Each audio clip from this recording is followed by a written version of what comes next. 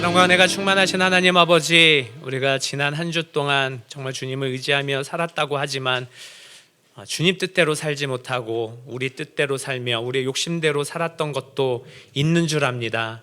주님 앞에 나올 때 지난 한 주 동안의 우리의 부족한 모습들, 특별히 하나님을 기쁘시게 하지 못하며 하나님을 근심시킨 모든 일들 주님 앞에 다 내려놓고 용서를 구하오니 하나님 우리에게 주님의 용서를 허락하여 주시옵소서.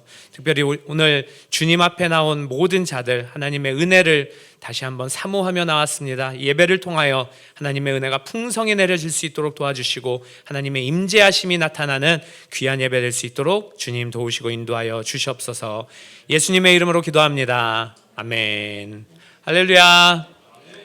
한 주 동안 별일 없으셨나요? 네, 저 어제 아침 일찍 12일 수련회장에 다녀왔습니다.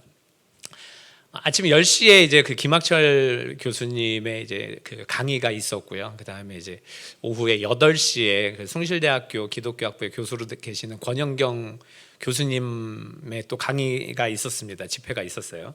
근데 이제 사실은 제가 김학철 목사님 되게 팬이거든요. 김학철 목사님 유튜브에 있는 거는 정말 거의 다 찾아봤다 싶을 정도로 다 들어봤고, 연대에서 강의를 좀 듣고 싶은데 방법이 없어, 등록하지 않으면 방법이 없어갖고 듣지는 못하고 다만 이제 외부 강의나 이런 거 있으면 항상 이렇게 찾아서 듣곤 했습니다. 그래서 이제 가서 팬심을 좀 고백하려고 가서 딱 마침 이렇게 딱 마주쳤어요. 딱 들어오는 김학철 목사님하고 마주쳐가지고 이렇게 인사를 나누고 팬심을 고백을 했습니다. 별로 감흥이 없으시더라고요. 하도 저 같은 사람이 많아서 그런지. 근데 이제 감사하게도 오후에 저녁 때 이제 권영경 교수님은 좀 일찍 들어오셨어요. 수련회장에 한 5시쯤 들어와가지고 이제 12 선교사님들하고 저하고 또 이제 백종호 목사님하고 같이 이렇게 여러 교제를 나눴는데 그런 말씀을 하시더라고요. 그러니까 고민되는 지점이 이렇게 요즘 이제 꼭 우리 교회뿐만이 아니라 한국 교회의 목사님들이 너무 공부를 안 한다 이제 그런 말씀을 하시는 거예요. 왜냐하면 현대 사회는 갈수록 복잡해져 가잖아요. 그럼 사실 성도님들의 이 생활 환경에서 맞닥뜨리는 고민들이 갈수록 복잡해져 가거든요. 그리고 굉장히 풀기가 사실은 어려워 가는데 이 담임 목사님들한테 또 혹은 담당 목사님들한테 이렇게 물어봐도 이 답변이 안 나오니까 못 물어보는 거예요. 죄송해서 못 물어보는 거죠. 그래갖고 이제 이런 기회가 있을 때마다 이런 권영경 교수님이라든지 김학철 목사님이라든지 또 다른 분들에게 이렇게 집회나 특별한 순서가 있으면 와서 이제 물어보신다고 그래요. 그러니까 그분이 약간 애타하시는 게 목사님들이 좀 공부도 많이 하시고 또 이렇게 성도들의 그런 질문에 실질적인 대답들을 좀 해줘야 되는데, 특별히 성경을 기반으로 실질적인 대답을 해줘야 되는데 그러지 못해서, 그러니까 우리 교회만의 문제가 아니라 온 교회가 마찬가지로 좀 어렵다 이런 말씀을 하시더라고요. 그러면서 이제 목회자들이 거의 또 사역자들이었기 때문에 사역자들이 더 공부를 열심히 하고 더 성경을 연구하고 그래야 된다 이런 말씀을 이렇게 하시더라고요. 좀 많이 찔림을 받고 또 다짐을 하는 그런 좀 시간이었습니다. 사실은 요즘에 이제 신약 교회의 성도님들은 다 같이 왕 같은 제사장이잖아요. 왕 같은 제사장이기 때문에 어떤 목사, 전도사 혹은 사역자가 아주 특별한 어떤 지위에 있는 거는 아닙니다. 근데 저는 그렇게 생각해요. 뭐냐면 특별한 지위에 있는 거는 아닌데 결국은 성도님들의 헌금으로 사역자들이 이제 사례비를 받잖아요. 그게 무슨 말이냐면 성도님들이 위임하셨다는 거거든요.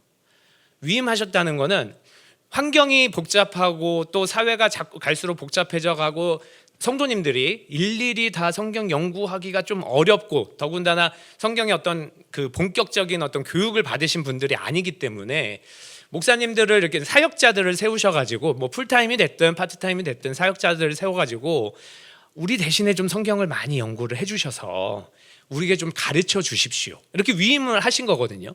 그리고 또 우리 삶에 여러 가지 풀기 어려운 고민들이 있으니 그걸 성경적인 가치관으로 기독교적인 가치관으로 좀 우리에게 가르쳐 주십시오. 그러면 우리가 듣겠습니다 하는 그런 위임을 하는 거죠. 그러니까 현대 목회자들의 위치는 그거인 것 같아요. 성도님들이 위임을 해주신 거죠. 그러면 이제 위임을 받은 목회자들은 열심히 공부해야 되죠. 연구해야 되죠. 그래서 사실은 미국에서 이 목회 그 뭐 이렇게 파트타임이긴 했지만 사역을 할 때 너무나도 편했던 게 뭐냐면요, 주변에 다 박사님들이에요. 다 더군다나 공부를 열심히 하신 박사님들이고 열심히 하고 있는 그런 박사님들. 그래서 막 뭔가 문제가 생기고 좀 풀기 어려운 문제가 있으면, 성경에 좀 난해한 그런 구절들이 있으면 물어봅니다. 그럼 잘 대답을 해주세요. 너무 편했어요. 근데 이제 한국 오니까 이렇게 물어볼 만한 분들이 없어서 제 나름대로 이렇게 막 유튜브도 찾고 막 이렇게 합니다. 근데 이제 그게 이제 뭐 원하는 대로 대답을 못 얻을 수도 있고, 그런데 결과적으로는 어쨌든 이제 사역자들이 그와 같은 일들을 열심히 해야 된다라는 게 이제 그 요즘에 신약 교회의 사역자들의 역할이 아닌가 싶습니다. 그런가 하면 또 성도님들은 조금 믿어 주셔야 될 것 같아요. 물론 목사님들에 따라서 정말 너무 바쁘셔서 내가 원하는 대답을 못 해주실 수 있고, 또 성경에 비추어서 내가 만족할 만한 대답을 못 해주실 수는 있습니다. 그런데 제가 알기로 어쨌든 백종호 목사님 열심히 공부하시는 분이잖아요. 저는 열심히 공부는 못합니다. 근데 그래도 공부하려고 이렇게 많이 하는 그런 스타일이에요. 그러다 보니까 찾으려고 노력을 합니다. 뭐 부족한 부분도 많이 있지만 찾으려고 노력을 하는데, 그런 모습들을 보면 조금 신뢰해 주시고 부족해도 조금 이해해 주시고 그러면 좋을 것 같아요. 그래야 우리 모임이, 우리 교회가 위임을 받은 목회자들과 또 위임을 해주신 성도님들과 한 모임, 한 교회에 있으면서 좀 뭔가 하나가 돼서 갈 수 있는 것 같습니다. 제가 이제 한 5년쯤 됐죠. 이제 CBA 2년 사역을 마치고 어쨌든 한계를 많이 느껴서 이제 그 풀타임 사역은 내려놓고 그 이제 뭐 어쨌든 사업을 이제 시작하게 됐잖아요. 그때 제일 고민이 뭐였냐면, 이 CBA를 누가 맡을 수 있을까? 우리 교회 목사님들 중에 과연 이 젊은 사람들을 누가 맡아서 잘 이끌어 줄 수 있을까였는데, 생각나는 분이 백종원 목사님 한 분밖에 없었어요. 사실 되게 좀 죄송합니다. 너무 힘든 그 곳에 이렇게 좀 그 추천을, 뭐 제가 추천한다고 다 되는 건 아니지만, 아무튼 그렇게 백종원 목사님이 계시기에 저는 이렇게 아무튼 이렇게 좀 마음 편하게 떠난 그런 저기도 있었거든요. 그런 마음도 있었거든요. 근데 아무튼 백종원 목사님이 굉장히 열심히 공부하시고 또 이렇게 질문을 많이 하셨는지는 모르겠지만 하시면 또 이렇게 많이 고민하시고 대답을 해주시려고 노력하는 분이 별로 안 계시거든요. 그러니까 우리가 어쨌든 이 로뎀이 잘 세워지고 그러려면, 꼭 로뎀뿐만 아니라 우리 교회가 잘 세워지고 그러려면 사역자들은 당연히 사역자들의 역할에 충실해야 되겠고, 더 열심히 공부하고 연구하고 고민하고 그래야 되겠고, 또 우리 성도님들은 사역자들 좀 잘 믿어주시고 또 이해해주시고 좀 기대하고 계시면 좋지 않을까, 언젠간 좀 좋은 날이 오지 않을까, 좀 그런 생각이 듭니다. 요즘에 백종원 목사님이 하도 교회에서 공격을 많이 당하셔가지고 제가 노파심에 우리 로뎀 성도님들은 조금 더 좀 신뢰해 주시면 좋겠다, 그런 마음으로 말씀을 드렸습니다. 우리 하나님의 말씀 같이 보시겠습니다. 사도행전 11장 19절에서 26절 말씀입니다. 사도행전 11장 19절에서 26절 말씀입니다. 그 앞에 나와 있죠? 네, 다 같이 조금 길긴 하지만 그래도 합독하도록 하시겠습니다. 시작. 때에 스데반의 일로 일어난 환란을 인하여 흩어진 자들이 베니게와 구브로와 안디옥까지 이르러 도를 유대인에게만 전하는데, 그 중에 구브로와 구레네 몇 사람이 안디옥에 이르러 헬라인에게도 말하여 주 예수를 전파하니 주의 손이 그들과 함께 하심에 수다 한 사람이 믿고 주께 돌아오더라.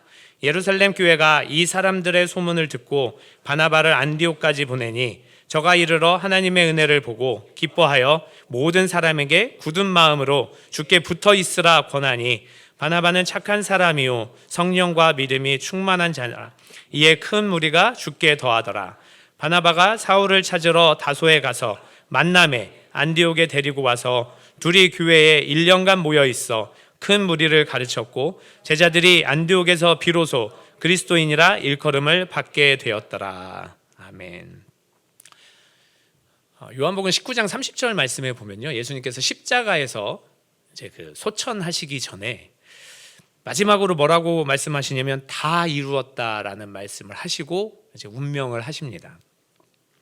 근데 예전에는 이 말씀이 그죠, 하나님께서 어쨌든 예수님에게 당시 하나님의 계획과 일들을 맡기셨고, 예수님께서 이 땅에서 30년이 넘는 세월을 사시면서 특별히 그 한 3년 정도 되는 그 공생애를 사시면서 하나님께서 맡겨주신 그 계획들을, 일들을 이 땅 가운데서는 다 끝냈기 때문에 이 다 이루었다라는 그런 어떤 말씀, 또 고백, 이런 말씀을 하신 줄 알았어요. 이 하나님의 계획이 뭡니까? 하나님의 계획은 정말 당신께서 애정을 가지고 이 땅을 창조하시고 특별히 영적인 존재인 사람들을 창조하셨어요. 그리고 그 사람들하고 정말 소통하시면서 특별히 삼위일체 공동체의 그 풍요로움을 누리게 하고 싶으셨던 거고, 그래서 그 사람들과 끊임없이 소통하시고 싶으셨는데 결과적으로는 사람의 어떤 욕심 때문에, 이 죄성 때문에, 죄 때문에 하나님과의 관계가 다 단절이 돼버린 겁니다. 근데 하나님은 그냥 그걸 두고 보지 않으신 거거든요. 그냥 야 그래, 내가 너에게 아주 좋은 환경을 주었고 아주 좋은 땅을 주었고 아주 좋은 그런 것들을 주었지만 너네가 뭐 받을 그릇이 안 되니 그냥 여기서 뭐 끝내야지, 우리의 인연은 여기까지, 이렇게 하고 망한 게 아니잖아요. 에덴 동산에서 쫓아내시면서까지도 그 사람들이 그냥 얼기설기 그 나뭇잎으로 만들었던 그 옷들을 가죽옷으로 해 입히시고, 마치 집에서 쫓겨나는 그 자녀들에게 우리가 그래도 좋은 것을 할 수만 있다면 좀 밖에서 생존할 수 있게 최소한의 것들을 주는 그런 부모의 마음으로, 그보다 더 큰 마음이겠죠, 그 마음으로 가죽옷까지 지어서 입혀 주시고, 그리고 그 후로 하나님은 인간의 그 구원 계획, 타락한 그 피조물들에 대한 구원 계획을 계속해서 세우시고 또 역사를 통해서 이루어 가신 겁니다. 근데 하나님과의 그 생명이 단절되고 하나님과의 관계가 단절됨으로 말미암아 인간은 이제 소망이 없었던 거예요. 없어졌던 거예요. 하나도 없었습니다. 우리가 인간이 어떤 노력을 해도 하나님과의 그 단절된 관계가 회복될 수가 없었고, 어떤 노력을 하더라도 인간의 노력만으로는 하나님과 소통하거나 하나님의 은혜를 얻거나 누리거나 하나님의 돌보심을 누리거나 하나님의 말씀을 듣거나 하는 그러한 완전한 상태로 돌아갈 수 없었다는 겁니다. 사망이 찾아왔고요, 절망이 찾아왔고, 고통이 찾아왔고, 그 가운데서 무기력이 피어나고 허무함만이 우리의 인생을 다 덮었어요. 그 가운데서 처음부터 하나님께서는 이 절망을 보고 있지 않으시고 이 구원 계획을 역사를 통해서 이루어 나가시고, 결국은 회복의 작업, 또 구원의 작업을 태초부터 시작을 하셨습니다. 그리고 인류의 역사 가운데 우리가 성경을 통해서 쭉 구약 성경부터 계속해서 보아옴에 따라서 그 구원의 계획들이 어떻게 한 걸음 한 걸음 이루어졌는지를 볼 수 있습니다. 결국에는 하나님의 아들이 육신을 입고 이 땅에 오셔서 하나님의 물론 가르침을, 하나님의 말씀을 이 땅에 전했지만 결과적으로는 고통을 얻고 또 십자가에 죽임을 당하는 그런 상황까지 오게 됐습니다. 그래서 이런 일련의 과정들을 보면 어쨌든 예수님께서, 하나님께서 맡겨주신 그 일들, 회복의 작업들, 구원의 작업들을 다 끝냈으니까 다 이루었다라는 그 말씀을 하신 것이 어느 정도 이해는 될 수 있죠. 근데 저는 좀 그런 생각을 해봐요. 정말 다 이루어졌나? 물론 하나님께서 맡겨주신 예수님의 일은 다 이루어졌을지 모르지만, 예수님이 돌아가실 그 당시, 예수님께서 이 말씀을 내뱉으실 그 십자가상의 그 당시만 해도 여전히 유대인들은 로마의 압제에 있었잖아요. 여전히 가난한 사람들은 끼니를 걱정했던 그런 시기잖아요. 여전히 빈부의 격차가 그때 당시도 심했고 여전히 희망은 안 보였던 그런 상태였습니다. 더군다나 당신이 그 3년 동안 하나님의 말씀을 전하면서 이 말씀을 이제 다른 데에다 전해야 되는 그 사람들은 하나님의 뜻이 뭔지도 모르고 있었어요. 예수님이 십자가에 돌아가시는 때까지만 해도 도대체 저분이 왜 돌아가시는지 이해를 할 수가 없었어요. 하나님의 아들로 왔는데, 이 세상을 구원하기로 하고 왔는데, 그 온 유대 땅을 다시 회복시키기로 하고 왔는데 왜 십자가에서 돌아가시지? 이해를 못하는 그런 상황이었습니다. 그런데 그 상황에서 예수님은 다 이루었다라고 말씀하고 계시는 거예요. 오늘날의 상황도 마찬가지입니다. 예수님이 다 이루었다고 했는데 이루어진 게 있습니까? 여전히 우리도 끼니 걱정은 하지 않지만 이 땅을 살아가면서 고민과 걱정이 굉장히 많잖아요. 여전히 이것을 어떻게 풀어나가야 될지 몰라서 그냥 그래도 우리는 하나님 앞에 기도할 수 있으니까 그냥 기도하면서 하나님 앞에 어떻게 되겠지, 혹은 때로는 우리의 믿음으로 그냥 밀고 나가는 그런 처지인 거지. 여전히 세상을 보면 빈부격차도 심하고 내가 아무리 열심히 해도 별로 상황은 나아지는 것 같지 않고, 하나님과의 관계도 더 깊어졌으면 좋겠는데 그냥 제자리 걸음인 것 같고, 또 우리의 모임이나 우리의 교회나 세상의 상황이나 이런 것들이 별로 좋아지는 것 같지 않고, 정말 낙원, 유토피아 이런 것들과는 거리가 먼, 그리고 거리가 멀 뿐만 아니라 이 땅에서 도대체 이루어질 수 있을까? 이런 생각이 있는 그 시기인데 도대체 예수님께서 다 이루었다라는 말씀은 무엇인가, 그런 생각이 듭니다. 근데 보니까요, 예수님께서 십자가에 돌아가시고 이 말씀을 하실 때 이 땅에 남겨놓으신 것들이 있었어요. 뭐냐면 증인들을 남겨놓으셨습니다. 여전히 그 증인들이 무지했지만, 여전히 그 증인들이 하나님의 원대하신 그 뜻을 깨닫지 못했지만 어쨌든 그 12명의 제자들을 남겨두셨어요. 물론 그 중에 한 명은 또 배신까지 했죠. 그뿐만 아니라 예수님께서 3년 동안 12명의 제자뿐만이 아니라 그래도 수백 명의 하나님의 계획을 듣고 말씀을 듣고 예수님으로부터 직접 또 은혜를 받은, 병고침을 얻은, 또 그 죄사함을 얻은 그런 사람들이 어쨌든 수백 명이 있었습니다. 그 증인들을 하나님께서 남겨두셨어요. 예수님께서 그 증인들을 남겨두셨습니다. 어쩌면 예수님께서 다 이루었다라는 말씀은 이 증인들의 나중에 행할 일들을 미리 알고 혹은 믿고 신뢰하고, 당신이 하실 일들은 끝마쳤으니 이제 이 증인들이 할 것이니 그러니 나의 할 일은 이제 끝났다, 다 이루었다라고 하신 말씀이 아닐까, 그런 생각이 됩니다. 실제로 이 증인들이요, 예수님의 부활을 목격하고 완전히 다 바뀌었습니다. 그전에는 파편적으로 이해했던 하나님의 말씀들, 하나님의 계획들, 하나님의 일들을 부활을 목격함으로 말미암아, 그리고 성령을 받음으로 말미암아 이게 다 조각조각 맞춰졌던 것 같아요. 그래서 하나님의 계획을 알게 됐던 것 같아요. 그리고 그 이후로 하나님의 계획에 대해서, 말씀에 대해서, 구원 사역에 대해서 이야기하는데, 증인으로서 그것을 나타내는데 그 거리낌이 없었습니다. 주저함이 없었습니다. 실제로 대중들하고 한테 설교했던 적이 한 번도 없었던 베드로가 성령을 받고 나서 어떻게 했습니까? 그 수많은 사람들, 그 성령 받은 사람들을 공격했던 그 사람들 앞에서 술술 하나님의 말씀을, 구약을 다 통틀어서 이야기하면서 그렇게 말씀을 전했잖아요. 또 그 이외에도 다른 많은 증인들이 이방인들이라든지 유대인들이라든지 심지어 자기들한테 적대감이 있는 사람들 앞에서도 하나님의 말씀, 하나님의 계획, 구원 계획에 대해서, 부활의 예수님에 대해서 술술 막힘없이 전했습니다. 그래서 이 증인들을 남겨두셨기 때문에 예수님께서는 이 증인들의 사역을 믿고 신뢰하고 다 이루었다라고 하신 말씀이 아닌가, 그런 생각이 듭니다.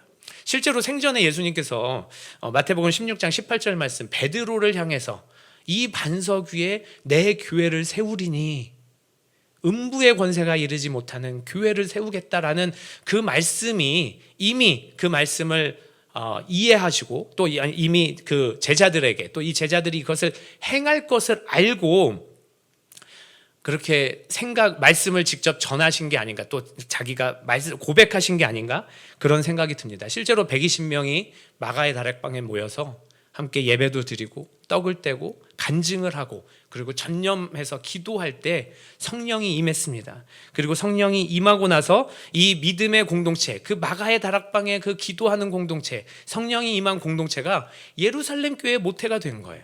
그 수천 명이 모이는 교회의 모태가 되었습니다.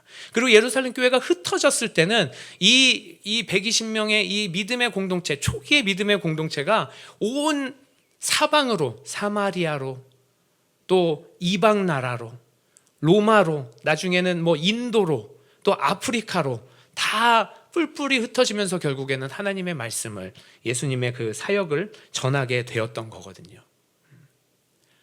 그러니까 제 생각에는 예수님께서 당신이 이 땅에 세우실 교회, 그리고 성령으로 말미암아 이 땅에 세워지는 교회, 그 교회에 대한 꿈을 꾸고 그 교회를 미리 보고 그 교회를 향하여 이제 이 교회가 이 땅 가운데 하나님의 구원 계획을 실행할 곳이라고 보고 이 말씀을 하셨다고 생각이 드는 겁니다. 예수님께서는 분명히 예수님에 있어서는 분명히 이 교회가 세상의 유일한 대안이었던 거예요. 분명히 이 교회가 세상에 퍼지는 빛과 소금의 역할을 하는 유일한 대안이었을 것입니다. 그 교회에 대해서 생각을 하고 꿈을 꾸고 애정을 가지고 그런 상황이 있지 않았을까 제가 추측을 한번 해봅니다. 예수님께서 기대하시는 그 믿음의 공동체에 대한 기대는 저는 지금도 유효하다고 봐요. 아까 전에 말씀드렸듯이 지금 이 시간에도 여전히 세상에는 절망이 사실은 많이 있습니다. 여전히 세상에는 고통이 있고 어떻게 이 고통을 해결해 갈 수 있을까 이렇게 이해가 안 되는 그런 지점들도 많이 있습니다. 여전히 세상은 병들어 있고 또 힘들어하고 여전히 희망이 보이지 않는다는 거예요. 그러나 하나님께서는 어쩌면 세상은 교회를 기대하지 않고 어쩌면 세상은 교회를 손가락질하고 욕하고 그럴지 몰라도 여전히 하나님께서는 교회를 향해서 세상의 유일한 대안이라고 희망이라고 또 그렇게 하나님께서 하나님의 축복의 통로라고 그렇게 말씀하고 계시는 것입니다. 교회는 그리스도인들의 모임입니다. 하나님을 믿는 사람들의 모임이죠. 이 땅의 타락한 상태를 미리 인지하고 그리고 그 타락한 상황에서 어떻게 하면 다시 하나님과 회복될 것을 미리 알고 그것을 어쩌면 경험한 사람들의 모임입니다. 물론 교회는 새신자도 많이 있죠. 새신자도 많이 있고 초신자도 많이 있고 또 오래되기는 했지만 믿음이 연약한 사람들도 많이 있습니다. 여전히 많이 있습니다. 그럼에도 불구하고 교회만이 하나님을 경험한 유일한 모임이거든요. 교회만이 하나님을 경험한 유일한 장소거든요. 그리고 하나님을 경험한 그 나눔들이 있는 간증들이 있는 또 증인들이 있는 유일한 곳이거든요. 그렇기 때문에 여전히 이 세상에 세상에 하나님의 그 복음의 통로, 축복의 통로가 되는 것은 교회밖에 없다고 성경은 말씀하고 계시고 예수님께서도 그렇게 인정하고 계시다는 거예요. 오늘 본문은요, 처음으로 이방의 교회가 생긴 그런 사건에 대해서 말씀하고 있습니다. 우리가 잘 알다시피 처음에는 예루살렘 교회가 세워졌어요. 예루살렘 교회가 처음엔 120명의 그 마가의 다락방에서부터 시작됐지만 나중에는 그 사도들의 여러 전도 활동을 통해서 수천 명으로 늘어났습니다. 근데 예루살렘 교회가 수천 명으로 늘어날 수 있었던 데는 하드웨어도 역할이 컸어요. 왜냐하면 처음에는 성전에서 모였다고 그랬거든요. 아마 가정에서만 모였으면 이거 쉽지 않았을 수 있습니다. 그런데 성전에서 모였기 때문에 성전은 그때 당시에 수많은 사람들이 모일 수 있는 장소가 됐잖아요. 그래서 성전에서 모였습니다. 그래서 수천 명의 예루살렘 교회가 베이스가 되었어요. 여기서부터 시작해서 예루살렘 교회에서 은혜 받고 예수 그리스도의 복음을 알고 그 부활을 목격한 사람들 또 부활을 간증한 사람들의 그 증언들 그것들 통해서 사방으로 흩어졌습니다. 그런데 초기에는요 사방으로 흩어졌어도 멀리 가지 않았어요. 그저 예루살렘과 그 주변 유다 땅과 사마리아 정도 그렇게 베드로가 고넬료 집에서 성령 받게 기도했다든지 또 빌립 집사님이 또 사마리아 땅에 가서 전도했다든지 이런 것들이 사도행전 초반에 많이 나옵니다. 그렇게 예루살렘 교회 그 하드웨어가 있었던 성전이 있었던 중심으로 예루살렘 교회가 점점 더 부흥했죠. 그런데 예루살렘 교회가 세상으로 퍼져나간 것은 어떤 사건이었죠? 스데반 집사님의 순교였습니다. 스데반 집사님의 순교로 말미암아 그 이후에 예루살렘 교회에 핍박이 크게 들어왔어요. 그러니까 예루살렘 교회가 뿔뿔이 흩어졌습니다. 이제 더 이상 하드웨어적인 어떤 그 장소에 안락함이 없어졌던 거예요.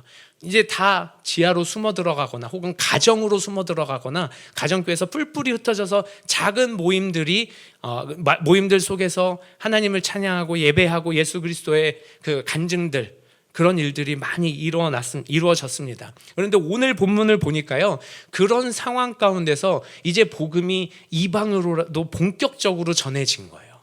이방으로도 본격적으로 전해졌는데, 그게 오늘 본문에서는 누가 이 이방 선교를 주도했냐? 처음에는요, 20절 말씀에 나옵니다.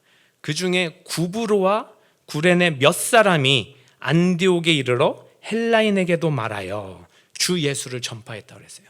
흩어져 있는 사람들, 사도들이 이방 사역을 주도했을 것 같아요.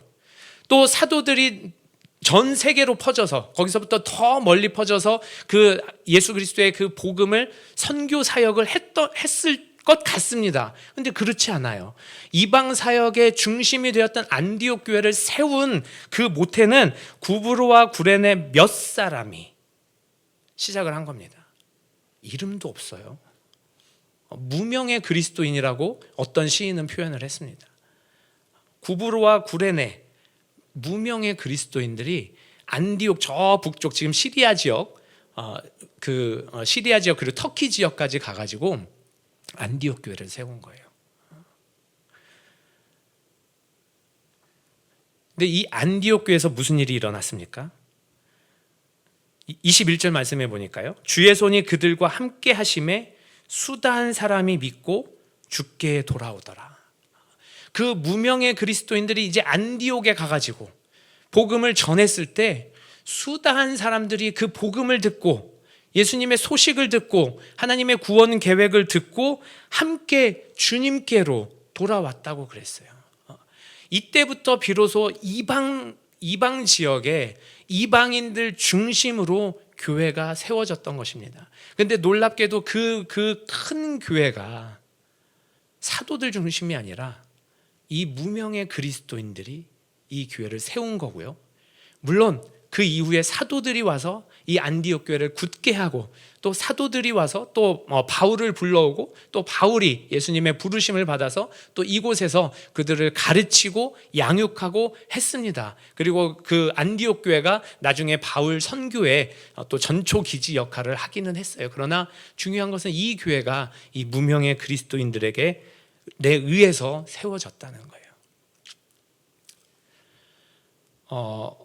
어쩌면 오늘날 우리들은 특히 한국 사회에 있어서, 한국 교계에 있어서 무명의 그리스도인들일 수밖에 없습니다. 우리 교회 목사님들도 마찬가지죠. 다른 한국 교계하고 많이 그 교류를 했다든지, 아니면 유튜브 채널이 막 부흥을 했다든지 이런 게 아니라는 거 다 알고 계시잖아요. 유튜브 채널도 없죠. 이 기회에 한번 개설을 한번 해야 되나? 누가 듣겠습니까? 그죠? 그런데 예를 들어서 잘잘법에 나오시는 그런 목사님들, 이런 목사님들이 굉장히 깊으시죠. 굉장히 또 풍성하시죠. 굉장히 많이 공부하시고 정말 많은 성도들에게 위로도 주고 또 양육도 해주시고 또 교육도 해주십니다. 근데 하나님은 이분들만을 사용하지는 않는다는 거예요. 어쩌면 일상에 치이고 일상에서 그래도 어떻게 하면 하나님 뜻대로 좀 살아갈 수 있을까 고민하고 몸부림치고, 그래도 내가 오늘 나가서 예배해야지, 그래도 내가 오늘 나가서 기도해야지, 그래도 내가 더 늦기 전에 하나님의 은혜를 잊어버리기 전에, 또 하나님의 은혜를 희미하게 기억하기 전에 다시 한번 은혜 받아야지 라고 꾸역꾸역 나오는 오늘 이 자리에 계신 여러분들, 무명의 그리스도인들이 하나님의 위대한 일들을 감당할 수 있을지도 모른다는 거예요. 근데 중요한 것은 내가 과연 그럴 준비가 돼 있냐. 전도사님, 저는 하루하루 먹고 살기도 버겁습니다. 전도사님, 저는 우리 애들 키우기도 힘들어요. 우리 애들이 맨날 속 썩입니다. 민호 윤호가 속 안 썩였을 것 같잖아요. 민호가 한 번은 제 월요일날 이제 서울에 있는데 한 번 학교에서 전화가 왔어요. 오늘 민호가 학교를 안 왔는데요. 중학생이었습니다. 학교를 안 온 거예요. 무단 결석을 한 거예요. 근데 집에서는 제가 아내한테 확인해 보니까 분명히 학교를 갔어요. 분명히 갔는데 10시가 넘었는데도 학교에 안 왔다는 거예요. 야, 이거 큰일 났다. 도대체 어디 갔을까? 근데 딱 제가 생각나는, 얘가 어디 가겠습니까? 중학교 그때 2학년이었나 뭐 이랬는데 어디 갔겠습니까? 제가 아내한테 전화를 했어요. 일단 그 교회에 이제 할아버지 집이 사택이었으니까 그때 월요일 날은 저희 아버지 어머니도 다 서울에 올라오고 저도 이제 서울에 올라와 교역자 회의 때문에 서울에 올라왔으니까 일단 할아버지 집에 가봐라. 거기 아무도 없으니까 아마 숨어 있을 수도 있다. 아니나 다를까 거기 있었던 거예요. 그 전에 이제 선생님하고 마찰이 있어가지고 학교를 가기 싫어서 안 갔습니다. 좀 심각했어요. 선생님하고 싸웠거든요. 이 중학교 2학년짜리가 선생님하고 싸우고, 좀 제가 보니까 약간 심한 말을 했더라고요, 선생님한테. 선생님도 사실은 당황스럽죠, 중학교 2학년짜리가. 그런 적도 있습니다.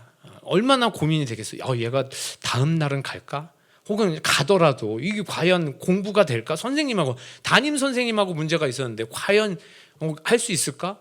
감사하게도 이제 큰 문제는 없었어요. 물론 이제 뭐 상담도 같이 받고 또 선생님도 만나고 뭐 이제 여러 가지 좀 얘기는 하기는 했지만, 다행스럽게도 그랬지만 그래도 얼마나 부모 입장에서 고민이 많이 됩니까? 근데 뭐 그런 똑같은 고민은 아니라 할지라도 자녀들 키우면서 다 굉장히 다양한 그런 고민들이 있잖아요. 애들이 크면 뭐 괜찮아지나요? 애들이 크면 크더라도 또 다른 고민들이 있습니다.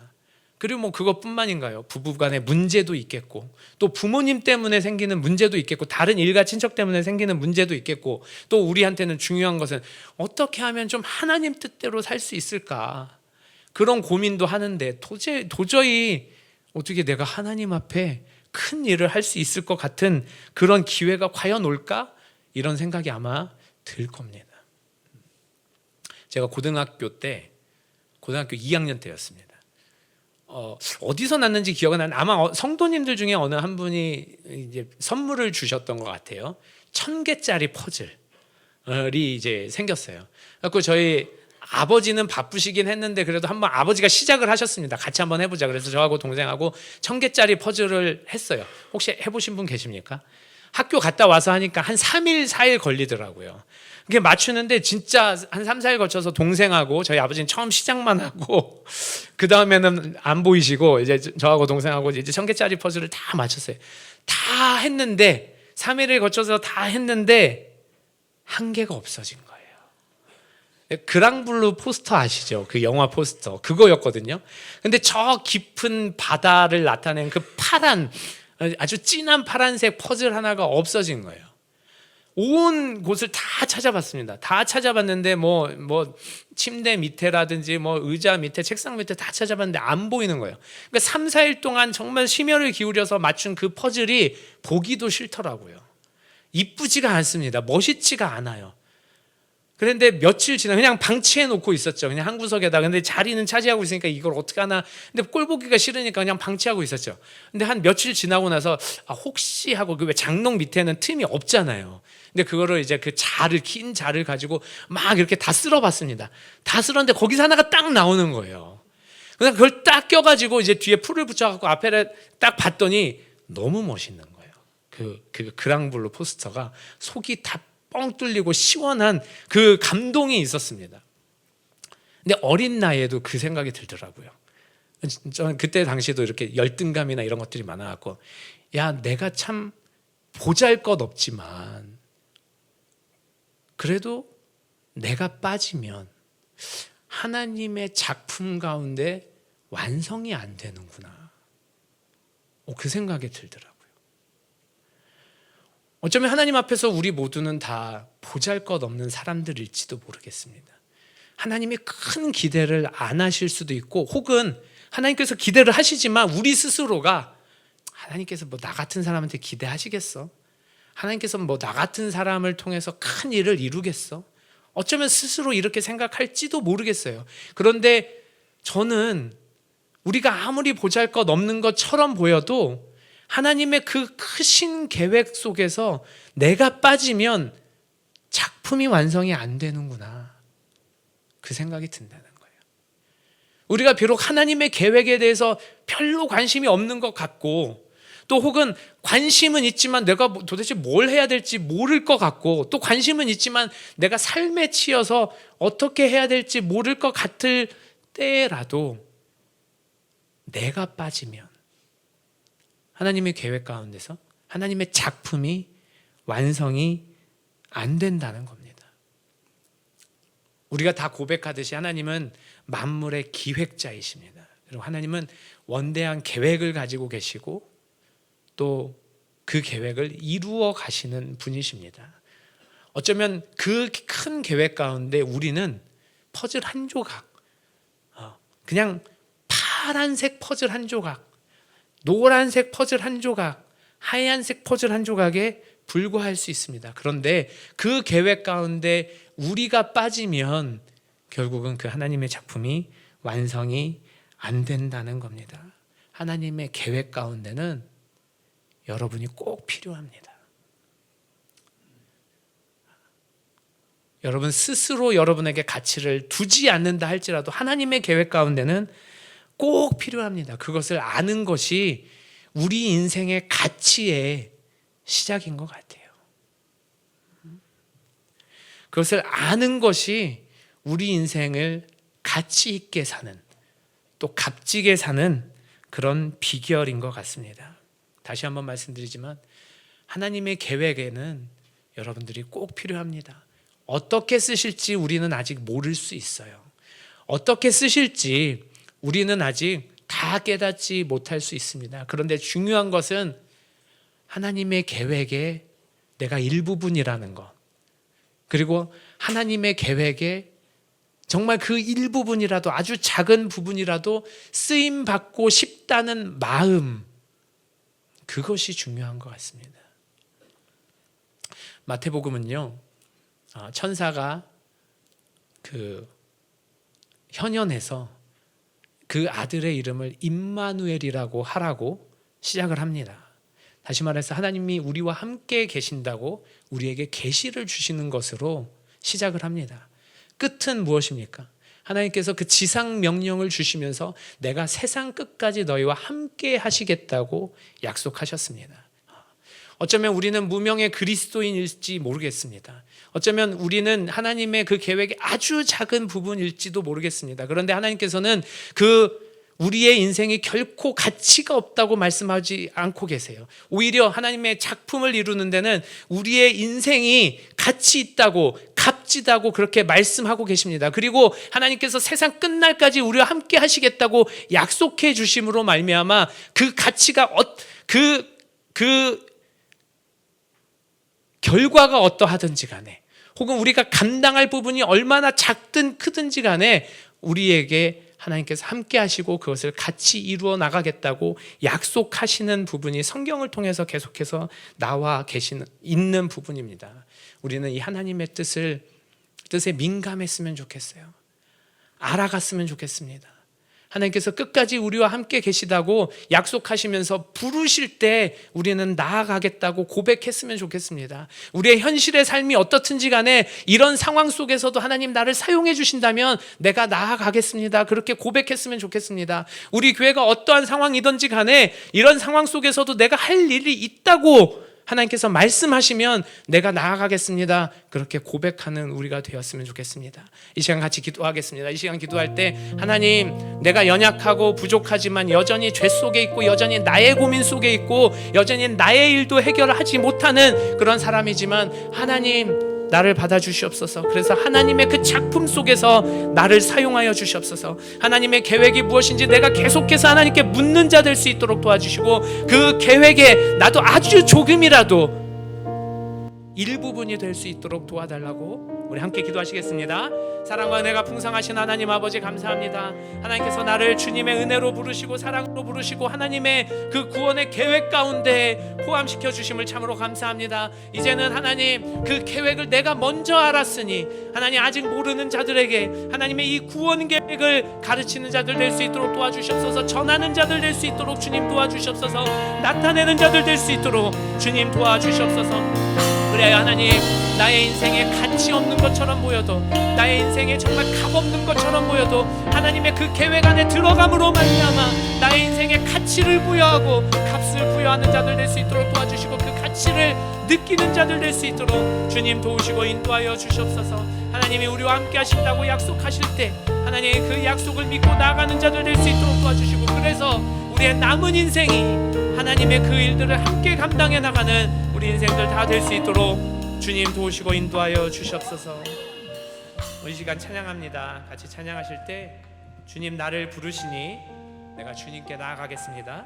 함께 고백하도록 하시겠습니다.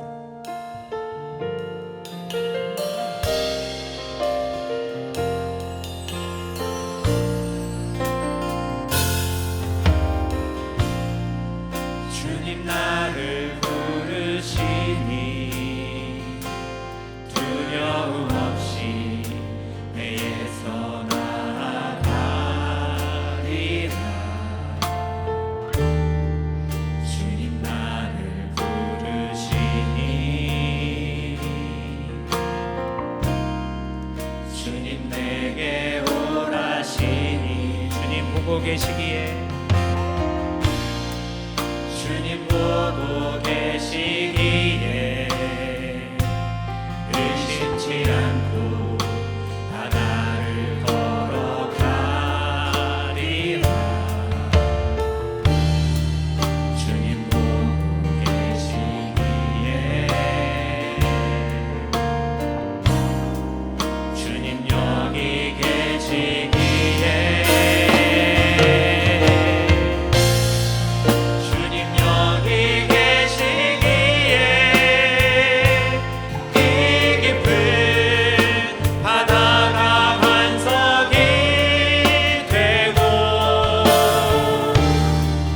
주님 여기 계시기에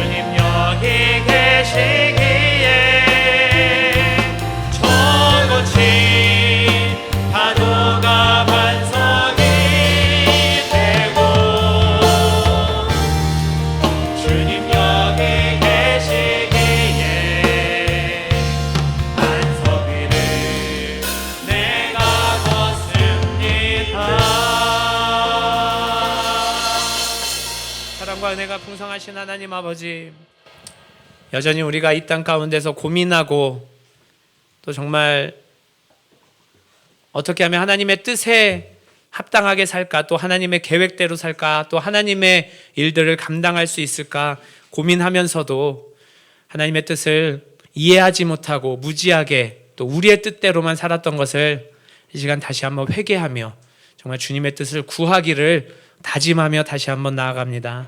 하나님, 이 땅 가운데 살 때 여러 가지 많은 고민들 주님 앞에 내려놓고 나아갈 수 있도록 도와주시고, 또 기도하며 간구하며 나아갈 때 그런 고민들이, 문제들이 해결되어지는 것들을 보고 또 그 문제들이 해결되어지는 것을 볼 때에 다른 사람들에게도 우리가 주님의 살아계심을, 역사하심을 간증하며 나아가는 사람들 될 수 있도록 주님 도와주시옵소서. 이 땅 가운데서도 하나님 주님을 전하며, 특별히 예수 그리스도의 복음을 전하며 구원의 계획을 전하며 하나님의 사랑을 전하며 나아가는 자들 될 수 있도록 도와주시고, 그리하여 하나님의 그 계획 가운데 우리가 많은 것들이 부족하다 하더라도 일부분이라도 감당하는 자들 될 수 있도록 주님 도와주시옵소서. 이번 한 주 동안도 주님의 뜻이 무엇인가를 구하며 사는 자들 될 수 있도록 도와주시고, 정말 간구하며 사는 자들 될 수 있도록 도와주시고, 주님의 그 작품 속에 일조하는 자들 다 될 수 있도록 주님 도와주시옵소서. 예수님의 이름으로 기도합니다. 아멘. 우리 주기도문으로 예배를 마치도록 하겠습니다. 하늘에 계신 우리 아버지여, 이름이 거룩히 여김을 받으시오며 나라 임하옵시며 뜻이 하늘에서 이룬 것 같이 땅에서도 이루어지이다. 오늘날 우리에게 일용할 양식을 주옵시고, 우리가 우리에게 죄진 자를 사하여 준 것 같이 우리 죄를 사하여 주옵시고, 우리를 시험에 들게 하지 마옵시고 다만 악에서 구하옵소서. 나라와 권세와 영광이 아버지께 영원히 싸움나이다. 아멘. 우리 예배를 받으신 하나님께 감사와 영광의 박수 올려드리겠습니다.